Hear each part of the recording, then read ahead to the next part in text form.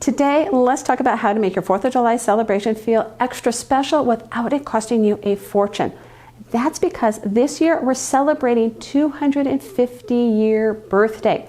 I'm Nicole at the Door on the Table, and I'm going to break this out into 3 different topics. First, how are you going to make your celebration beautiful? Second, how are you going to make it meaningful? And third, how are you going to make it memorable?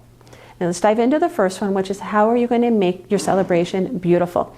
I'm going to assume most of you are going to be celebrating outside. 4th of July is a time of picnics, of barbecues, of being outdoors, whether that's serving your food inside and people going outside, or you're setting up outside.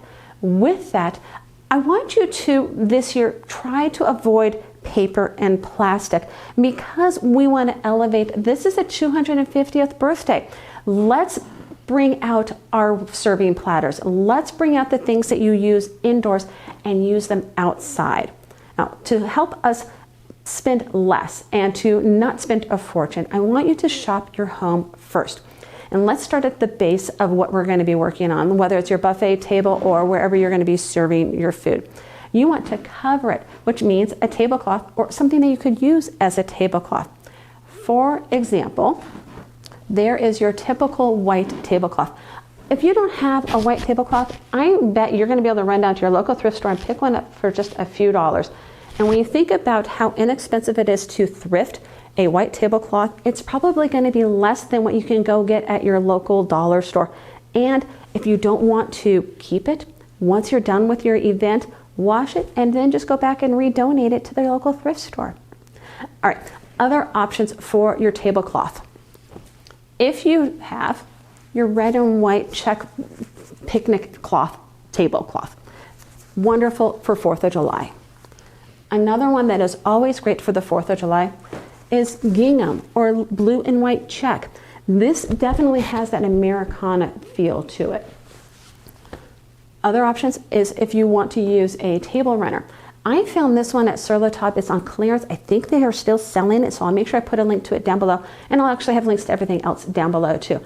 The thing I love about this table runner is it doesn't scream 4th of July. It does have the red, white, and blue, but it doesn't have stars and stripes. But it still feels patriotic, so it's something that I'm going to be able to use for other occasions than just my 4th of July celebration. Now, if you don't have tablecloths or table runners or don't feel like going and getting them, another place to look in your home is your closet. I have a red scarf. I've used this many times in many different occasions, and if you've seen any of my previous videos, you've probably seen me use this scarf, which is great for 4th of July. Or I even have another scarf. This is an American flag scarf that I picked up at Old Navy. It might have been about 5 years ago. But this is wonderful to drape on a table or to drape it on things that I'm using as risers on my buffet. It's a wonderful way to integrate the theme into the decor. And another option, if you have already eliminated ideas for tablecloths or scarves, is what about throws? I have this wonderful faded denim throw, which I have used also as a tablecloth, a way to cover my surface. In fact, again, if you've watched any of my previous videos, I am sure you've seen me use this as a tablecloth in the past.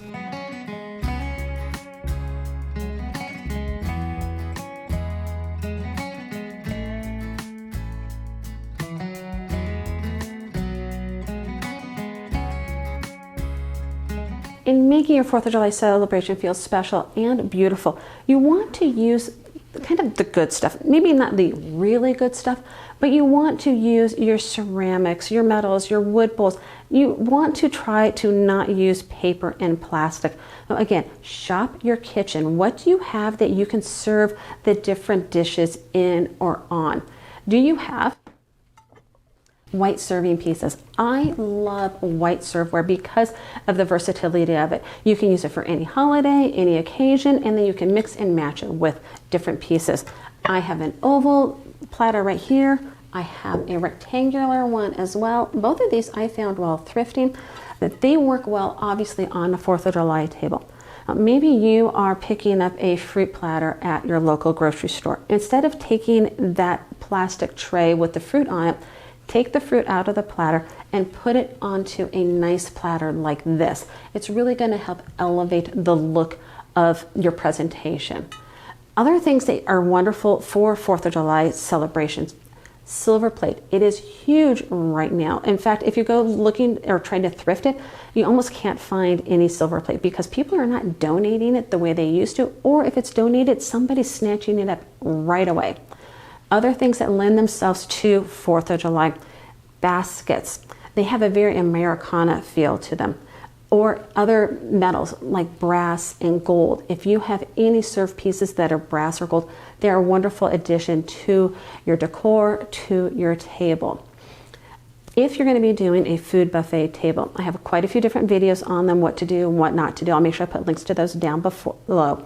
But find a cake plate. If you have a raised cake plate, whether it's a clear one, a white one, or a wood one, because it's going to add height to your display, and it's going to create some more visual interest to what you're going to be presenting to your friends and family.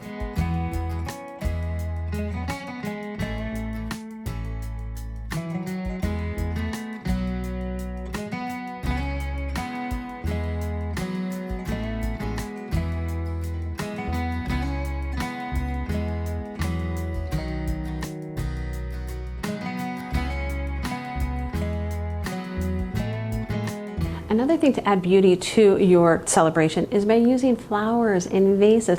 You want to make sure that you pick flowers that are unscented because you don't want the smells of the flowers to fight with the delicious aromas of your food.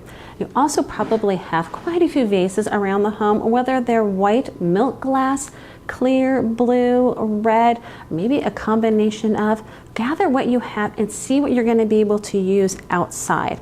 I've gathered a few of mine. Oh, also one of mine is a small pitcher. I love using pitchers, doubling them as vases, especially with this theme. I think it lends itself really well to the 4th of July celebration.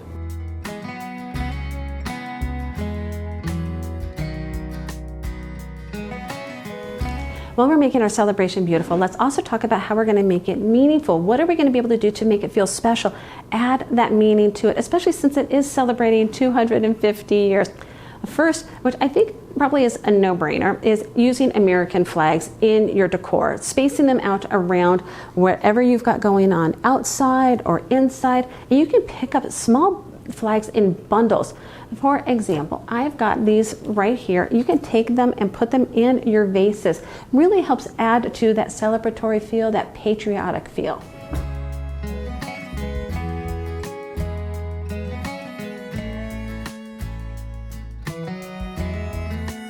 Also, if you are fortunate to have inherited, owned, thrifted, found Americana antiques, things that really speak to America and have that look and feel, please bring them out, put them on your tables, put them and display them outside.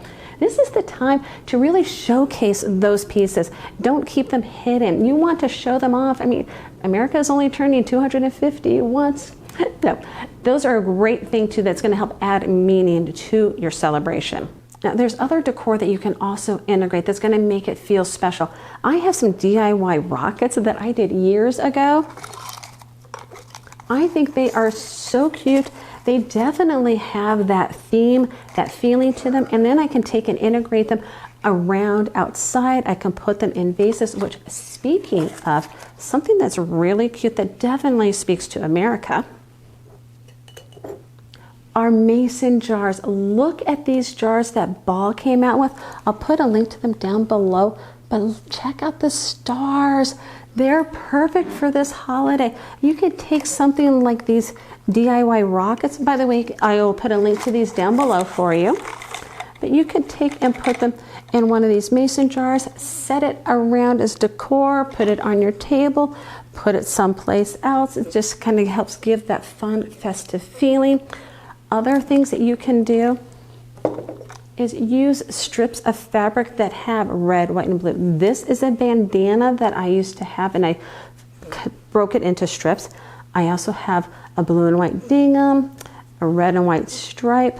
But take these strips and you can tie them onto things. That's going to help add to the decor. It's going to bring in a little bit of that meaning of the festivity of the holiday. For example, I'm going to take these three and I'm going to tie them to my picture, which is really going to add a fun festive feel to it.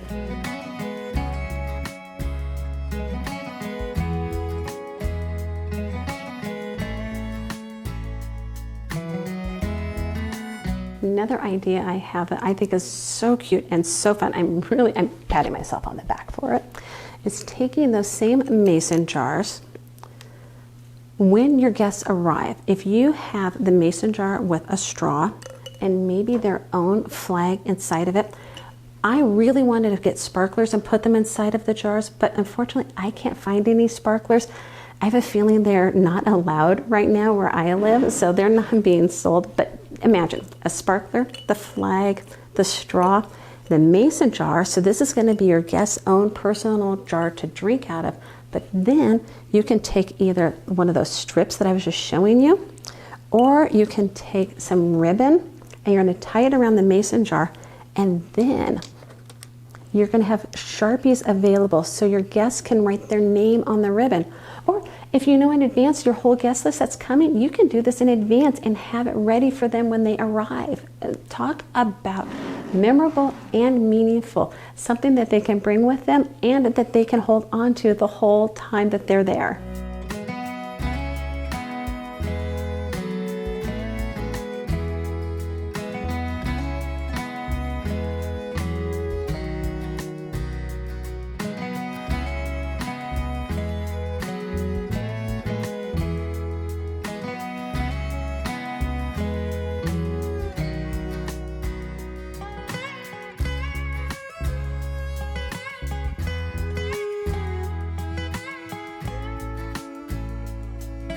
Other ideas I have for making your celebration memorable is to go online. Again, Etsy, fabulous place for this, but find games, 250-year games, and trivia cards. Maybe print out sheets of paper that've got fun, unusual facts. Let them guess the answers.